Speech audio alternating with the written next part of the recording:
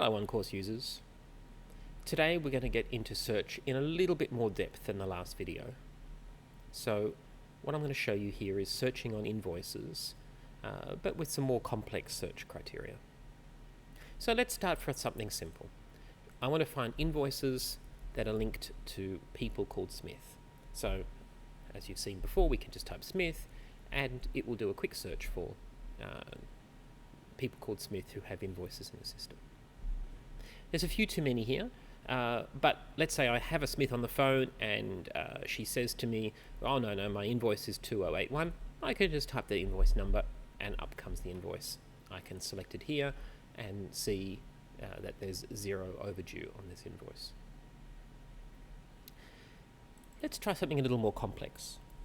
Let's say we wanted to find all the invoices that are linked to people where those people have a particular domain in their email address. Perhaps that's a quick way of finding people who work for a particular organization if they're not related to that organization in a more formal way inside onCourse. So let's start. We have invoices that are linked to contacts, where the contact has a property of an email address that contains, let's say, ish.com.au. So you'll see the results that we've got here are people who have invoices. So in this case, it's Jamie Toaster, who in their record, they have an email address that contains ish.com.au. So this dot here represents what's called a join. We're going from the invoice record to the contact record and from the contact to the property called email. And we can continue this search and make it a more complex compound search. Let's say we want to find where there is an overdue amount on one of those invoices. Perhaps we're only interested in invoices that were created on the website. So we will say, I want the source to be the web.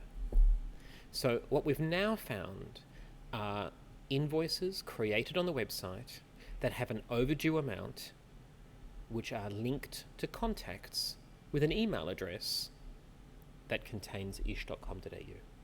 So as you build these more and more sophisticated searches, you're not going to want to type this in by hand, and you may have users in your organization who aren't as proficient in being able to create these types of searches.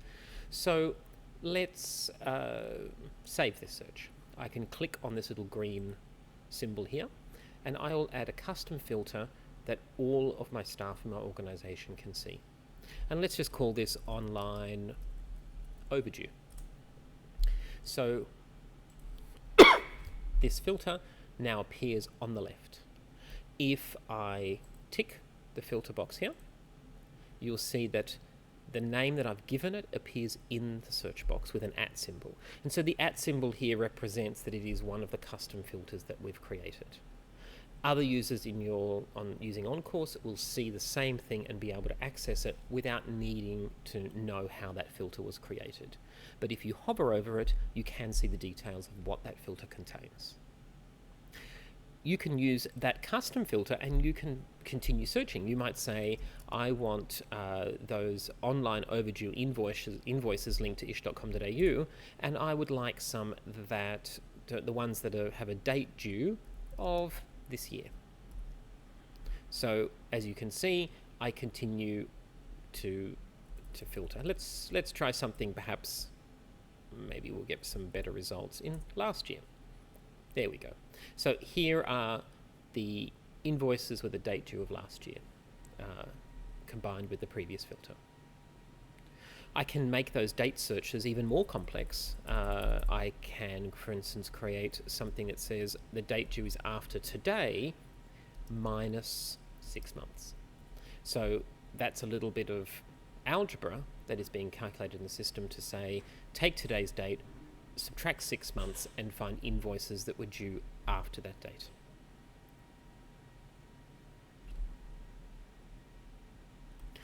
I think that'll do us for today. Thank you for listening.